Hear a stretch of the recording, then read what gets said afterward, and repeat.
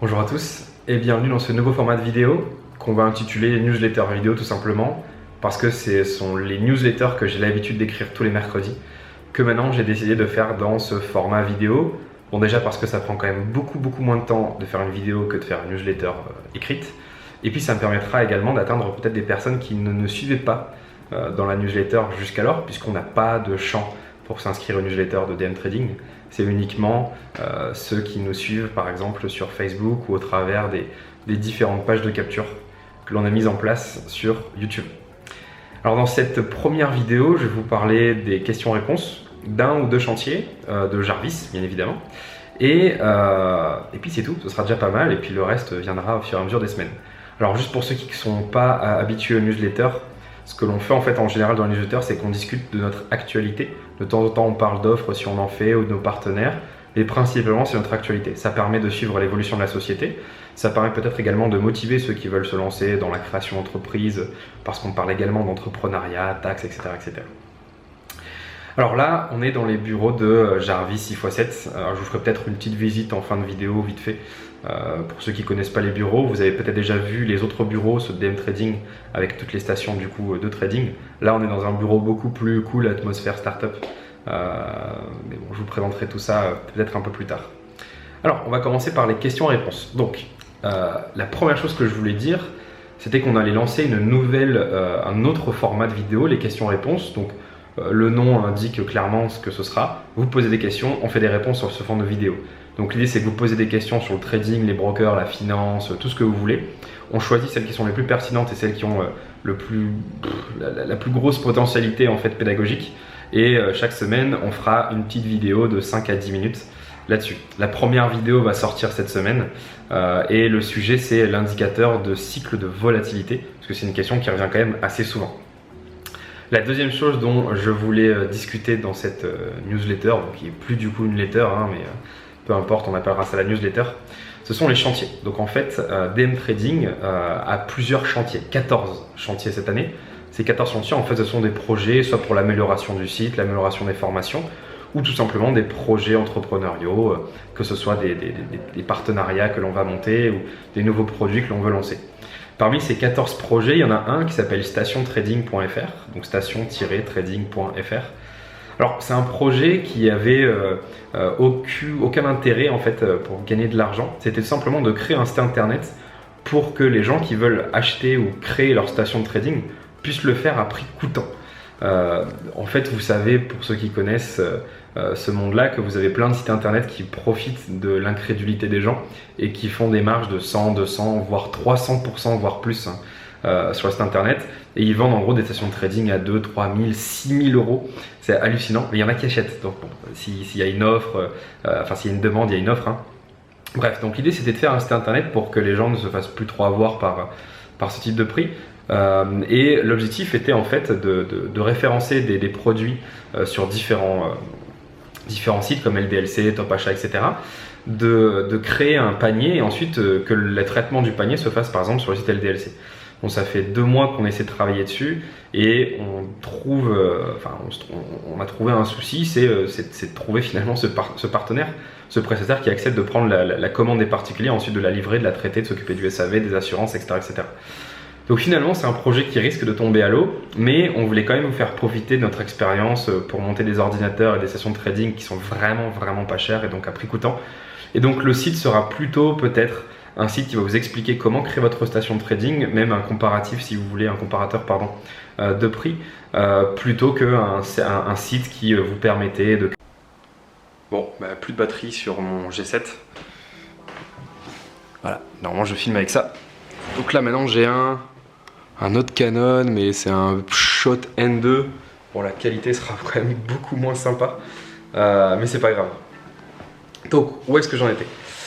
Je vous disais que du coup, le projet de station de trading ne sera pas un site dans lequel on pourra générer son caddie et ensuite le payer sur LDLC, avoir le traitement de la commande, etc., etc. Ce sera plutôt un site qui vous explique où acheter du coup et comment créer sa station de trading à prix coûtant et non pas à des prix complètement exorbitants. Alors le but du projet station de trading, c'était uniquement informatif. On voulait absolument prendre aucune commission ni faire aucune marge. C'était même finalement un fonds perdu puisque c'est nous qui payons l'hébergement, la réalisation du site, le design, etc. Et voilà, c'était un projet que je voulais faire depuis très longtemps pour proposer aux gens, voilà, ne vous faites pas avoir entre guillemets par des plateformes de vente de stations de trading qui sont complètement abusées faites votre station de trading vous-même. Vous savez, LDLC peut monter les ordinateurs pour vous. Je crois que ça coûte 50 €. Donc vous choisissez les composants, donc on vous expliquera sur le site comment les choisir. Vous les choisissez, LDLC les monte, vous les expédiez et voilà, vous économisez des milliers et des milliers et des milliers d'euros. La deuxième chose dont je vous ai parlé, c'était d'un des chantiers de formation. Donc cette année, on voudrait avoir d'autres formateurs, déjà pour proposer peut-être d'autres choses également aux élèves que l'on a. Et puis aussi, moi, ça me permettra de dégager un peu plus de temps sur d'autres activités, notamment le trading, et pouvoir s'occuper mieux également des élèves, puisque si on est plus de coachs et de formateurs, on peut s'occuper quand même bien mieux des élèves, répondre plus rapidement, etc. etc. On devait faire quelque chose avec du scalping, finalement peut-être que ça va pas se faire, bon à mon avis ça se fera pas, en tout cas pas avec la personne qui devait nous rejoindre potentiellement. Par contre c'est vrai que voilà, quelqu'un qui devait nous rejoindre en septembre, ça a éveillé mon intérêt pour travailler avec des scalpers. Du coup, un des chantiers de cette année, ça va être de trouver un scalper qui est bon, qui est pédagogue et qui accepterait du coup de venir soit vivre ici à Sofia avec nous, soit de faire du travail à distance, donc d'être coach en gros à distance, et de rejoindre l'entreprise pour proposer ses talents de scalper et de formateur. Donc le message est passé, la bouteille est lancée à la mer, donc on a déjà reçu quelques petites propositions. J'ai pas encore pris de décision, on va étudier un peu tout ça et puis on verra d'ici quelques semaines ou mois. On va faire différents entretiens et voir ce qui est le mieux pour la société et pour nous. Bon, j'ai dû changer de pièce. Donc le deuxième chantier dont je voulais parler, c'est le chantier formation qui est lui-même subdivisé en plusieurs chantiers. Donc dans le chantier formation, il y a notamment la mise à jour de toutes les formations, mais ça j'en reparlerai un peu plus tard dans l'année. Et également l'ouverture. Vous avez vu cette année qu'on s'est ouvert à plusieurs autres types de trading et formateurs. Maintenant sur le site, en tant que partenaire, je suis fier d'avoir pu accueillir Paul de Celtinvest pour les options, Philippe Lermy pour spéculer sur le Forex avec les news et Marc de la Diamond Trading Academy pour le scalping sur carnet d'ordre. Et on ne voulait pas juste avoir des partenariats, donc des personnes extérieures qui collaborent avec la société. On voulait également en interne être un peu plus diversifié. Du coup, l'un des chantiers de cette année, c'est de trouver deux autres traders. Un qui ferait du scalping et qui pourrait s'occuper de gérer par exemple une trading room et de scalper avec les étudiants, et un autre qui serait plutôt swing day trading, donc un peu plus global, et qui pourrait coacher avec moi les élèves.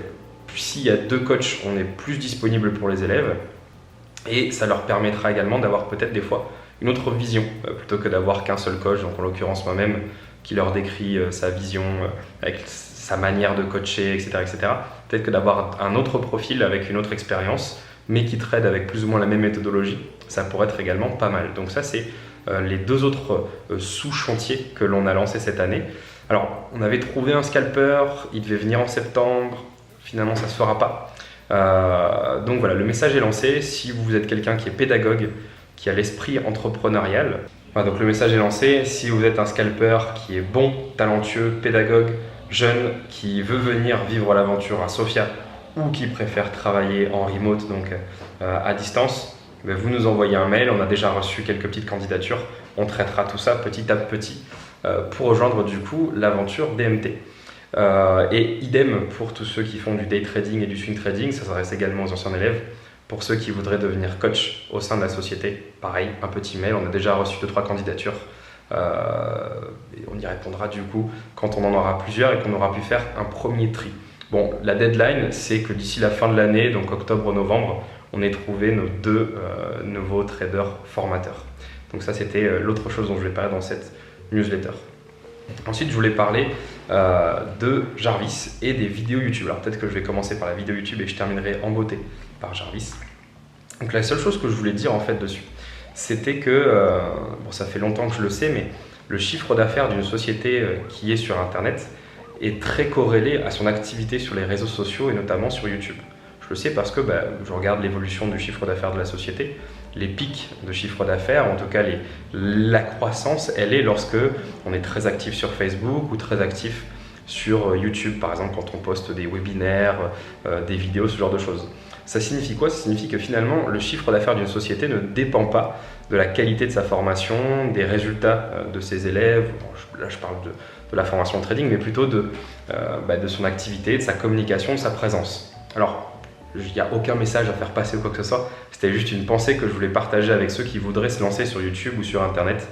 Voilà, l'un des secrets finalement pour avoir le plus grand nombre de vues, le plus grand nombre d'abonnés et transformer tout ça en chiffre d'affaires, finalement c'est d'être assez actif, de faire des vidéos assez souvent, même si le thème ou les sujets ne sont pas extrêmement passionnants.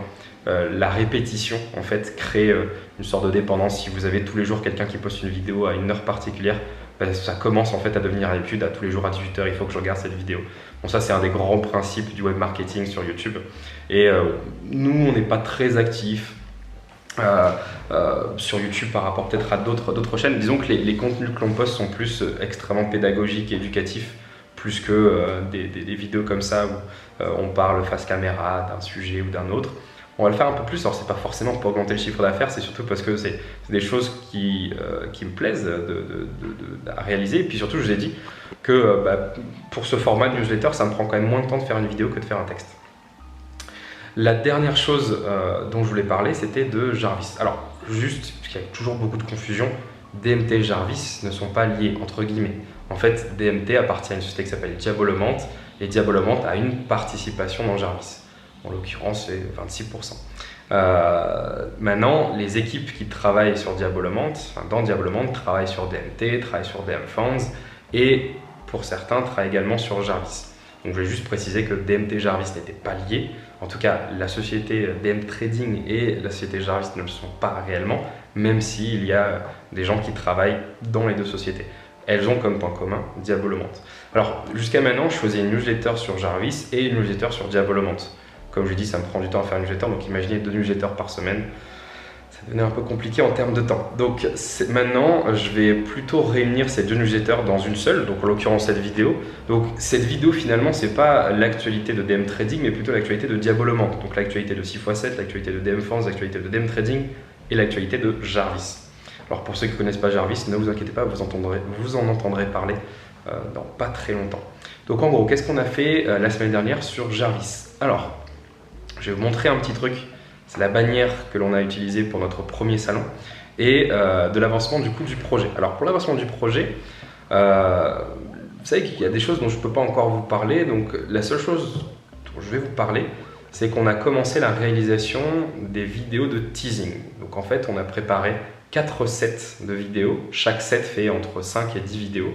Et ce sont des vidéos qui vont vous présenter en détail toutes les possibilités que dont Jarvis est capable.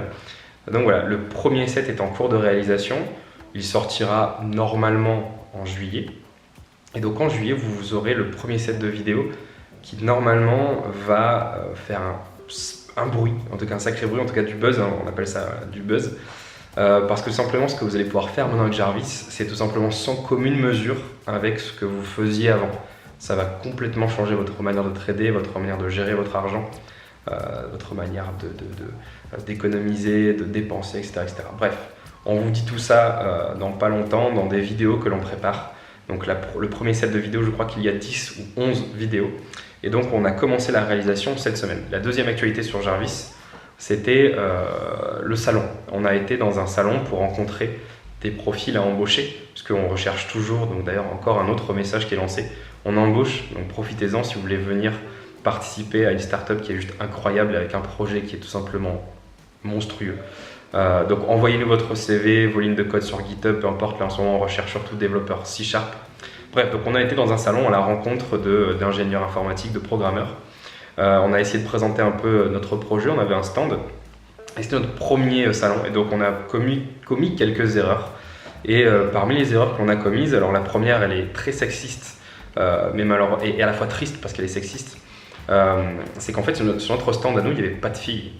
Bon, il y a Audrey qui était là, mais les autres stands étaient blindés en fait de filles, de personnel féminin. Finalement, il y avait très très peu de mecs qui étaient présents à ce salon, en tout cas côté stand. Alors, les quelques hommes présents étaient quand même dans l'assemblée, à faire un discours, des trucs comme ça, mais principalement sur les stands, en fait, c'était surtout des filles, donc des jeunes hôtesses qui travaillaient pour ces entreprises. Il y avait IBM, il y avait d'autres sociétés dont je ne me rappelle plus le nom, et leur stand était plein. Alors que le nôtre, bon, on a eu un peu de mal à attirer les gens. Bon, c'est pas la seule raison, c'est parce qu'on a fait quelques erreurs peut-être également sur notre communication. Finalement, la pancarte que l'on avait amenée, je vais vous la montrer après, elle ne faisait pas référence à la programmation. C'était Jarvis, FinTech, trading, etc. Donc du coup, les programmeurs qui étaient présents à ce salon se sont dit, bon, bah, eux, ils font du trading ou de la finance, c'est très loin de mon corps de métier. Alors qu'à côté de ça, il y avait IBM qui marquait en gros, on recherche des programmeurs ou on crée des programmes informatiques, etc. etc. Donc ça, c'était la deuxième erreur qu'on a faite. Donc la première erreur, c'était le manque d'hôtesses, ou en tout cas de personnel féminin qui vraiment attire. À un moment donné, il y a un mec qui me regarde, il vient vers notre stand, tout d'un coup, il y a la fille d'IBM qui lui fait un grand sourire, qui est en plus plutôt joli. Bon, bah, le mec, il a un grand sourire, il est parti. Bon, je vais pas le blâmer, mais voilà, c'est une triste réalité. Donc je suis désolé à toutes les filles qui nous regardent et les féministes en herbe. Mais voilà, le constat que l'on a fait, c'est que finalement, c'est quand même beaucoup plus compliqué quand le personnel féminin est sous-représenté dans un stand comme ça pour attirer les gens. La deuxième erreur dont je vous en ai parlé, c'est la communication qui n'était pas top. La troisième erreur finalement, c'est une erreur un peu plus logistique. Alors je vais vous montrer la bannière. Je parle de la bannière.